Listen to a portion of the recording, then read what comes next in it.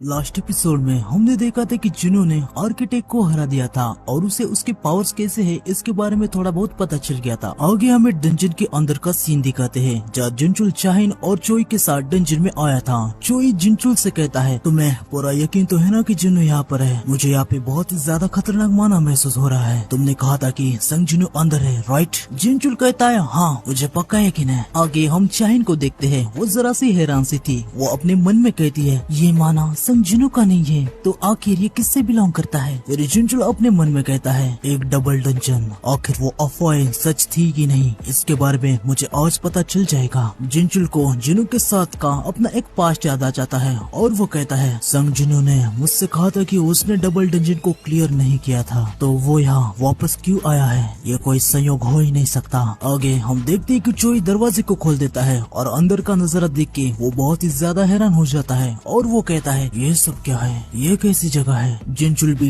Temple के अंदर देख के काफी ज्यादा शॉक हो जाता है और वो कहता है तो वो सब सच था, गॉड का स्टैचू और स्टोन की मूर्तियाँ इनका सच में अस्तित्व है। इन सब को यहाँ पे देख के आर्किटेक्ट कहता है ओहो ये सब क्या है? मैंने तो तुम ह्यूमंस को यहाँ पे नहीं बुलाया था, एक और अनोखी सरप्राइज जैसा है। आर्किटेक्ट को बोलता देख पीछे के कुछ हंटर बहुत ही ज्यादा हैरान हो जाते हैं। एक हंटर कहता है क्या मेरे कान बज रहे हैं या वो मैजिक बिस्ट अभी कुछ बोला? लेडी हंटर कहती है क्या उसे ह्यूमन की भाषा आती है? आर्किटेक्ट इनसे कहता है चुप रहो, किंग को सोते हुए डिस्टर्ब करने की तुम्हारी हिम्मत कैसे हुई? ये सुन के हंटर्स कहते हैं किंग आखिर किसकी बात कर रहा है? आगे हम जिनों को देखते हैं, वो एक ही जगह पे खड़ा था, उसकी कॉन्शियसनेस अभी भी डाटा देख रही थी। जिनों को ऐसा देख के एक हंटर कहता है वो तो संग जिनों है ना, वो वहाँ पे क्या कर रहा है? तभी आर्किटेक्ट उस हंटर पे अटैक कर देता है और एक ही वार में वो 3 हंटर को घायल कर देता है। फिर वो जिनचुल चाइन और चोई से कहता है तुम मजबूत इंसान हो, मैं तुम्हें किंग को प्रसाद के रूप में दूंगा। आगे हमें जिनों की तरफ का सीन दिखाते हैं जहाँ आसमान में और 2 अलग गेट ओपन हो जाते हैं, एक ब्लू कलर का और एक रेड कलर का। उसके अंदर से कोई आ जाता है जिसे जिनों जानता था। जिनों उन्हें देख के कहता है रिकार्डो, बेटोस, रोकॉन, इंग्रेस और इवन राडरुक्लान जिसे एसिल बिलोंग करती है, वो सभी यहाँ पे आए हैं। आगे हम देखते कि वहाँ पे काफी बड़ा व्हाइट वुल्फ भी आ जाता है। अब इन क्लान और एशपॉन जो कि शैडो मोनार्क है उनके बीच में फाइट होने वाली है। फिर हमें टेम्पल के अंदर का सीन दिखाते हैं जहाँ जिनचुल हीलर हंटर को कहता है तुम्हारे पास जो कुछ भी है उसे यूज करो और जल्दी से उसे हील करो और जो भी जख्मी है उसे पीछे ले जाओ। हीलर जख्मी हंटर से कहता है मिंगचुल बस थोड़ा और, मैंने लगभग तुम्हें हील कर ही दिया है। तभी आगे हम देखते कि स्टैचू इन पे हमला करने के लिए आ जाते हैं। आर्किटेक्ट उनसे कहता है जो कोई भी मेरे पपेट्स के खत्म होने तक जिंदा रहेगा उसे किंग के जन्म का साक्षी होने का महान सम्मान दिया जाएगा। चलो मुझे दिखाओ तुम में से तब तक कौन जिंदा रह पाएगा। आगे हम देखते कि गॉड स्टैचू अपने लेजर बीम से अटैक करता है। जो ही सबसे कहता है सभी जरा देख के। आगे हम देखते कि गॉड स्टैचू के लेजर बीम से काफी सारे हंटर बच तो जाते हैं लेकिन कुछ हंटर मारे भी जाते हैं। जो ही गॉड स्टैचू के सामने आ जाता है और अपने फायर मैजिक से गॉड पे हमला कर देता है जिससे गॉड स्टैचू कुछ समय के लिए अब हमला नहीं कर पाएगा। जोई तुरंत अपने बाकी साथियों से कहता है इस चांस का यूज करो और स्टोन स्टैचूज को खत्म कर दो। हम देखते हैं सारे हंटर स्टैचू से लड़ने लगते हैं। जिनचुल जंप लगा के एक स्टैचू के मुंह पे काफी जोर से हमला करता है और स्टैचू को उससे कोई भी फर्क नहीं पड़ता। इससे जिनचुल भी काफी ज्यादा हैरान हो जाता है और वो कहता है मैंने जितना सोचा था ये उससे भी ज्यादा मजबूत है। तभी चोई उस स्टैचू पे अपने फायर स्पेल से अटैक कर देता है। जिनचुल तुरंत पीछे जंप लगा देता है। चोई उसे बताता है स्टैचूज फिजिकल अटैक से बहुत ही ज्यादा रेजिस्टेंस है तो जरा अपना ध्यान रखना। लेकिन आगे हम देखते कि चोई के स्पेल से भी स्टैचूज पे कोई भी फर्क नहीं पड़ता। ये देख के चोई बहुत ही ज्यादा हैरान हो जाता है और वो अपने मन में कहता है रुको, इतने सारे मैजिक पावर के अटैक से भी वो खड़ा रह पाया, वो मैजिक स्पेल से भी रेजिस्टेंस है। आगे एक हंटर चोई से कहता है मिस्टर चोई कोई भी प्रोवोकेशनल स्किल भी इन पे काम नहीं कर रही। लेडी हंटर भी चोई से कहती है मेरी बेसिक साइकिक स्किल जो दिमाग पे काम करती है वो भी इन पर काम नहीं कर रही, अगर वो करती तो ये हिल तक नहीं पाते। यह सब सुनने के बाद चोई काफी ज्यादा परेशान हो जाता है। वो कहता है लानत है, क्या हमारे पास अब कोई भी ऑप्शन नहीं है? तभी वो जिनू को देखता है और मन में कहता है अब हमें बस जिनू को ही जगाना होगा। क्या वो हिप्नोटाइज हुआ है क्या? आगे हम देखते हैं कि चोई जिनू पे अपने फायर से हमला कर देता है और वो मन में कहता है जो कुछ भी है अब उसे जगाने के लिए सिर्फ यही रास्ता बाकी है। फायर बॉल जिनू को लगने वाला था लेकिन तभी आर्किटेक्ट बीच में आके उसे रोक देता है। ये देख के चोई की हालत खराब हो जाती है। आर्किटेक्ट काफी तेजी से चोई पे हमला करने के लिए आ जाता है। वो चोई से कहता है कि इनको जगाने की तुम्हारी हिम्मत कैसे हुई। आर्किटेक्ट चोई पे हमला करने वाला था, पर तभी पीछे से 3 हंटर आके आर्किटेक्ट पे हमला कर देते हैं और चोई को बचा लेते हैं। आगे हम देखते हैं कि चाइन भी आर्किटेक्ट पे हमला करने के लिए जा रही थी।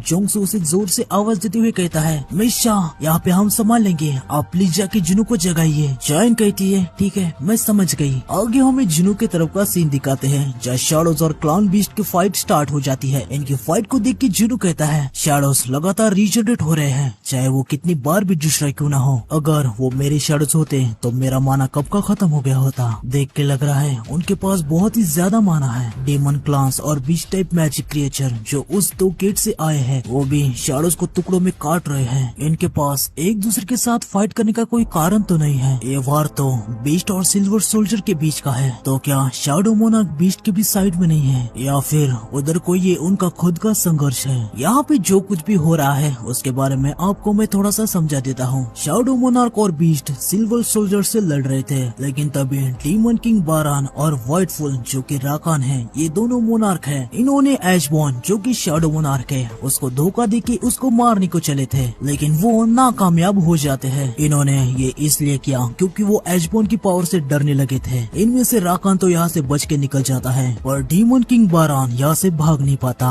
और उसके साथ आगे क्या होने वाला है अब हम देखते हैं। एशबॉर्न सभी बीस्ट जो उसे मारने के लिए आए थे उसे खत्म कर देता है। उसके सामने बारान घायल पड़ा हुआ था। एशबॉर्न से कहता है हम इस वॉर को रोक सकते थे, तुमने मुझे धोखा क्यों दिया। बारान एशबॉर्न से कहता है कितनी शर्मनाक बात है, मैं तुमसे दूर नहीं जा पाया। एशबॉर्न थोड़ा सा गुस्सा हो जाता है। वो बारान से कहता है मैंने तुमसे कुछ सवाल किया है, तुमने मुझे धोखा क्यों दिया। बारान हंसने लगता है। आगे वो पता नहीं किसी भाषा में कुछ तो बोल रहा था जिससे एशबॉर्न को और भी ज्यादा गुस्सा आ जाता है। एशबॉर्न कमांडर अथॉरिटी का यूज करके बारान को अपने पास लाता है और उसके गले को पकड़ लेता है और बाद में उसके गले को दबा के उसको खत्म कर देता है। जिन्हों को पता नहीं होता कि एशबॉर्न ने किसे खत्म कर दिया है, क्योंकि बारान के चेहरे पे मास्क लगा था, लेकिन एशबॉर्न उसके मास्क को निकाल देता है और बारान को पीछे फेंक देता है। उसके बाद बारान की आंखें दिखने लगती है। जिन्हों बारान की आंखें देख के कहता है वो आंखें मैंने उन्हें कहीं तो देखा है, ये तो डीमन किंग बारान है, आखिर ये यहाँ पे क्या कर रहा है। आगे हम देखते कि जुनू एशबॉर्न की बॉडी में आ जाता है और वो कहता है ये कब हुआ और मैंने इसे नोटिस कैसे नहीं किया। तभी वहाँ पे एक व्हाइट कलर का गेट ओपन हो जाता है और उसके अंदर से आ जाते हैं रूलर्स। सिस्टम जुनू को मैसेज देता है और उसे कहता है उसका प्लेबैक यहीं पे खत्म होता है। आगे हमें टेम्पल के अंदर का सीन दिखाते हैं जहाँ आर्किटेक्ट चाइन से कहता है तुम काफी मनोरंजक हो, वाकई में मनोरंजक। मेरे डिजाइन को तोड़ने के लिए जरा और कोशिश करो, क्या तुम नहीं करोगी। चाइन अपने शॉर्ट डांस स्किल का यूज करती है और आर्किटेक्ट पे हमला करती है, लेकिन आर्किटेक्ट चाइन के इस हमले को अपनी स्वॉर्ड से काफी आसानी से रोक देता है और चाइन पर ही हमला कर देता है। आर्किटेक्ट हंसते हुए चाइन से कहता है बस तुम इतना ही कर सकती हो, वैसे कोई दिक्कत की बात नहीं है। तुम ह्यूमंस निराशा देने में कभी चूकते नहीं। जो सिस्टम मैंने बनाया है वो आने वाले खतरे को पहले ही भाप लेता है और उस पे रिस्पॉन्ड करता है। तुम लोगों के ऐसे बेकार अटैक मेरे क्रिएशन को कभी मार नहीं सकते। मुझे लगता है कि तुम बस इतना ही कर सकते हो। तभी एक हंटर अपनी पावर से आर्किटेक्ट पे हमला कर देती है और वो आर्किटेक्ट को लग भी जाता है। चोई कहता है हमें जिन्हों को जगाना ही होगा, यही हमारे पास एक रास्ता है। चाइन फिर से आर्किटेक्ट पे हमला करने के लिए जाती है, पर आर्किटेक्ट उस पे हमला कर देता है, लेकिन इस बार चाइन उसके अटैक को डॉज कर देती है। ये देख के आर्किटेक्ट भी थोड़ा सा हैरान सा हो जाता है और वो चाइन से कहता है तुम मेरे अटैक को डॉज कर पाई, क्या बात है, ये इतना भी बुरा नहीं था। लेकिन तभी आर्किटेक्ट थोड़ा सा हैरान सा हो जाता है। आगे हम देखते कि चाइन के कंधे पे शैडो को देख के वो हैरान हुआ था। आर्किटेक्ट कहता है इस रूम के रूल्स फोर्थ शैडोज को आने से मना करते हैं, पर बिना शक के वो एक शैडो है। सोचने से ऐसा लग रहा है कि किंग ने शैडो को उसके अंदर प्लांट किया है। आगे आर्किटेक्ट चाइन से कहता है तुमने इस जगह को कैसे ढूंढा और संजनों के साथ तुम्हारा कैसा रिलेशनशिप है। चाइन उसे कहती कहती है हम फ्रेंड्स हैं और हम यहाँ उसे रेस्क्यू करने के लिए आए हैं। ये सुन के आर्किटेक्ट कहता है शायद से ये किंग का काम नहीं था। ठीक है, मैं तुम्हें एक मौका दूंगा। आज एक महान मोनार्क इस दुनिया में अवतार लेने वाला है और मैं तुम्हें इस ग्लोरियस मोमेंट का साक्षी होने का मौका देने वाला हूँ। हालांकि तुम सारे छोटे फ्रेंड्स अब यहाँ पे मरने चाहिए। तभी जुनू कहता है मेरे रहते नहीं। ये सुन के आर्किटेक्ट बहुत ही ज्यादा हैरान हो जाता है। आगे जुनू आर्किटेक्ट को एक जोरदार पंच करता है जिससे आर्किटेक्ट का जबड़ा टूट जाता है। फिर जुनू उसे पूछता है तुमने मेरे बॉडी के साथ क्या किया। जुनू को ऐसा देख के सभी जन काफी ज्यादा शॉक हो जाते हैं। आर्किटेक्ट को भी कुछ समझ नहीं आता कि यहाँ पे आखिर हुआ क्या है। वो जुनू से कहता है लगता है तुम किंग नहीं हो पर तुम उसकी जगह पे यहाँ पे क्या कर रहे हो। ब्लैक हार्ट के साथ तुम अपने कॉन्शियसनेस को कैसे मेंटेन रख पाए। ये सुन के जुनू अपने मन में कहता है ब्लैक हार्ट तो ये इतना क्रेजी माना इस ब्लैक हार्ट की वजह से आया है। आगे सिस्टम जुनू को मैसेज देता है। हम देखते कि जुनू को डीमन हंटर का टाइटल मिल गया है। अब जुनू के सारे पावर्स और स्किल्स वापस आ गए हैं। साथ ही अब जुनू को सिस्टम का एक्सेस भी मिल गया है। ब्लैक हार्ट की वजह से जुनू को 1 लाख से भी ज्यादा माना मिल चुका है। आर्किटेक्ट को देखते हुए जुनू अपने मन में कहता है इसके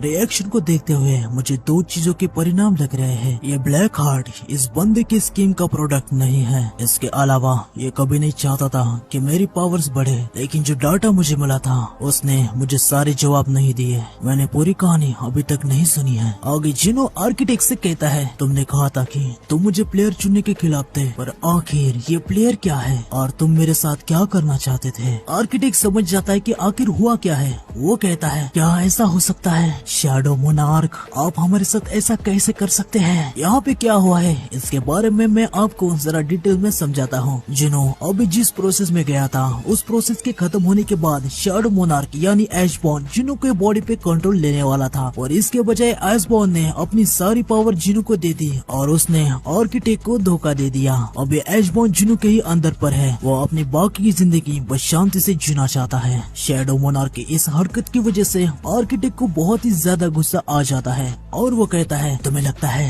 दूसरे मोनार्क तुम्हें ऐसे ही दूर जाने देंगे। जुनू अपने डैगर्स को निकालता है और उसे आर्किटेक्ट के सामने लाता है और वो उसे कहता है बस मेरे सवाल का जवाब दो। लेकिन आर्किटेक्ट हंसने लगता है और उसे कहता है तुम अनप्रेडिक्टेबल हो। अब मैं समझा कि क्यों तुम्हें चुना गया। आगे सारे हंटर अचानक से शॉक होने लगते हैं और वो कहते हैं स्टैचूज एवन जो पहले एक जगह पे रुके हुए थे वो भी अभी हिलने लगे हैं। आर्किटेक्ट हंसने लगता है और वो जुनू से कहता है अगर मैं मर गया तो कोई भी मेरे पपेट्स को रोक नहीं सकता। अभी सोचो क्या तुम अभी भी मुझे मारोगे। जुनू रेज में आ जाता है और वो आर्किटेक्ट से कहता है क्या होगा अगर मैं तुम्हें भी मार दूं और तुम्हारे पपेट्स को भी खुद से हरा दूं। आर्किटेक्ट जुनू से कहता है मैं सिस्टम का आर्किटेक्ट हूँ, अगर तुमने मुझे मार दिया। तभी जुनू कहता है तो क्या मैं फिर से ए रैंक का हंटर बन जाऊंगा। वैसे सच कहूँ मैंने इसके बारे में सोचा था, लेकिन सिस्टम का क्रिएटर ही मर जाए तो सिस्टम खत्म हो जाएगा। मैंने सही कहा ना। ये सुन के आर्किटेक्ट की हालत खराब हो जाती है।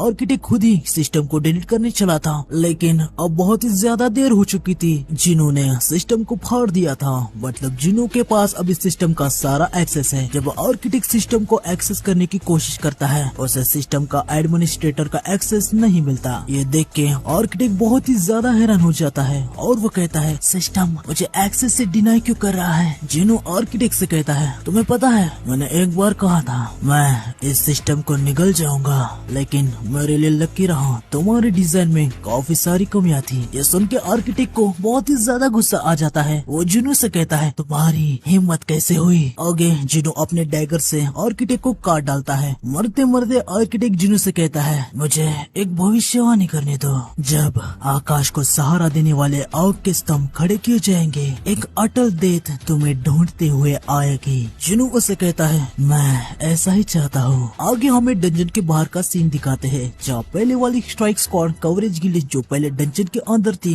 उनमें से एक हंटर कहता है उनको गिल्ड के अंदर जाए हुए 1 घंटे से भी ज्यादा का समय हो चुका है, उनको इतनी देर क्यों लग रही है। साइड की लेडी हंटर कहती है अगर हमारा गिल्ड इसमें शामिल होता तो हम पूरी तरीके से बर्बाद हो जाते। आगे हम देखते कि सभी गेट से बाहर आ जाते देखते हैं चोई और चाहिन काफी ज्यादा घायल थे, साथ ही बाकी के सारे हंटर को भी कहीं ना कहीं पे चोटें आई थी। ये सब देख के कवरेज गिल्ड की स्ट्राइक स्क्वाड काफी ज्यादा हैरान हो जाती है। वो हंटर मन में कहता है, मुझे तो यकीन ही नहीं हो रहा, हंटर गिल्ड के इलाइट हंटर इतने पीटे हुए दिख रहे हैं, आखिर इस सी रैंक के गेट के अंदर हुआ क्या। जिनचुल कवरेज गिल्ड के मेंबर के पास आता है और उन्हें कहता है, तुम सभी कवरेज गिल्ड से हो ना, क्या आप सभी घायलों को ले जाने के लिए हमारी हेल्प करेंगे। कवरेज गिल्ड का हंटर कहता है, हाँ बिल्कुल, क्यों नहीं, आगे